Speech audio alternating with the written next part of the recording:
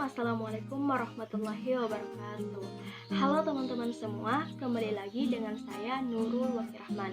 Nah, pada kesempatan kali ini Waki akan membahas mengenai pengertian kurikulum, kedua yaitu fungsi dan peranan kurikulum, kemudian yang ketiga yaitu komponen-komponen yang terdapat dalam kurikulum, dan pengembangan kurikulum serta strategi, pendekatan, dan metode yang digunakan dalam kurikulum 2013.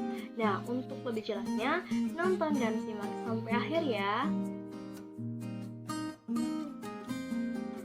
Nah, sebelumnya, pendidikan merupakan fondasi utama untuk memajukan suatu bangsa. Nah, melalui pendidikanlah bangsa Indonesia dapat bergerak maju sesuai dengan perkembangan zaman. Sejalan dengan hal tersebut, nah ternyata di dalam pendidikan terdapat beberapa komponen yang dapat menunjang proses berlangsungnya pendidikan tersebut. Nah, salah satu komponen tersebut yaitu kurikulum 2013. Nah, sebelumnya telah dibahas mengenai kurikulum pada video sebelumnya. Nah, kurikulum ini berasal dari bahasa Inggris dari kata kurikulum yang artinya rencana pelajaran, yang dimana kurikulum ini berasal dari kata atau bahasa Latin dari kata currere yang memiliki banyak arti seperti berlari, cepat maju dengan menjalani, dan berusaha. Nah, sedangkan pengertian kurikulum menurut Hilda Tabal pada tahun 1962, nah kurikulum ini sebagai a plan of learning yang berarti bahwa kurikulum ialah suatu yang direncanakan untuk dipelajari oleh siswa yang memuat rencana untuk peserta didik atau siswa.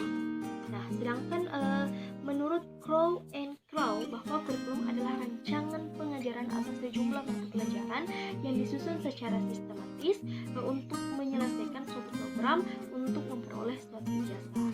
Nah, sedangkan menurut Undang-Undang Nomor 20 Tahun 2003, nah kurikulum adalah seperangkat rencana dan pengaturan mengenai tujuan, isi, dan bahan pengajaran serta cara yang digunakan sebagai pedoman penyelenggaraan kegiatan pembelajaran untuk mencapai tujuan pendidikan nasional.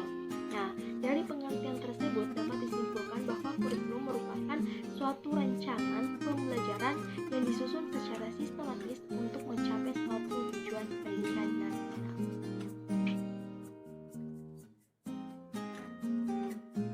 Nah, selanjutnya yaitu fungsi dan peranan kurikulum. Nah, kurikulum ini berfungsi sebagai pedoman atau acuan. Nah, bagi guru, kurikulum ini berfungsi sebagai pedoman dalam melaksanakan proses pembelajaran. Nah, sedangkan bagi kepala sekolah atau pengawas, di mana kurikulum ini berfungsi sebagai supervisi atau pengawasan, yang berfungsi sebagai pedoman dalam melaksanakan supervisi atau pengawasan ya. Kemudian bagi orang tua, kurikulum ini berfungsi sebagai pedoman dalam membimbing anaknya belajar di rumah.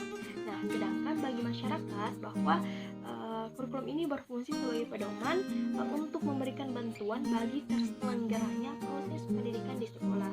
Nah, sedangkan bagi siswa, ternyata kurikulum ini berfungsi terdapat 6 fungsi kurikulum bagi siswa. Nah, yang pertama yaitu fungsi penyesuaian, kemudian fungsi integrasi, kemudian yang ketiga adalah fungsi diferensiasi, kemudian fungsi persiapan, kemudian yang kelima adalah fungsi pemilihan, dan yang terakhir yaitu fungsi diagnostik.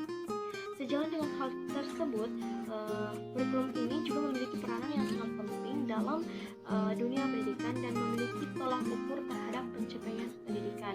Nah, peranan kurikulum dalam pendidikan yang pertama yaitu peranan konservatif, yang kedua adalah peranan kreatif, dan yang terakhir yaitu peranan kritis dan evaluatif. Nah, selanjutnya adalah komponen-komponen yang terdapat dalam kurikulum. Nah, komponen yang terdapat dalam kurikulum ini terbagi atas 5. Nah, yang pertama adalah tujuan, yang kedua adalah materi, yang ketiga adalah strategi pembelajaran, yang keempat adalah proses belajar mengajar, dan yang terakhir adalah evaluasi.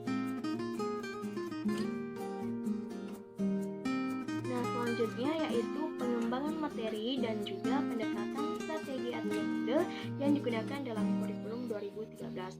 Nah, adapun pengembangan materi meliputi terdiri atas dua ya. Nah, yang pertama adalah SWOT. Nah, SWOT ini merujuk pada penyusunan kompetensi dasar sesuai dengan materi yang dibutuhkan oleh siswa.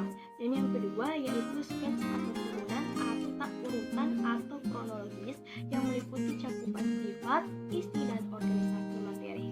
Nah, selanjutnya yaitu pendekatan, strategi, atau metode yang digunakan dalam kurikulum 2013 ini, yaitu terdiri atas penggunaan pendekatan tematik terintegrasi, kemudian penggunaan pendekatan saintifik, kemudian penggunaan pembelajaran berbasis masalah atau cooperative learning, kemudian pembelajaran berbasis proyek, kemudian pembelajaran berbasis TIK atau pendekatan inquiry discovery learning.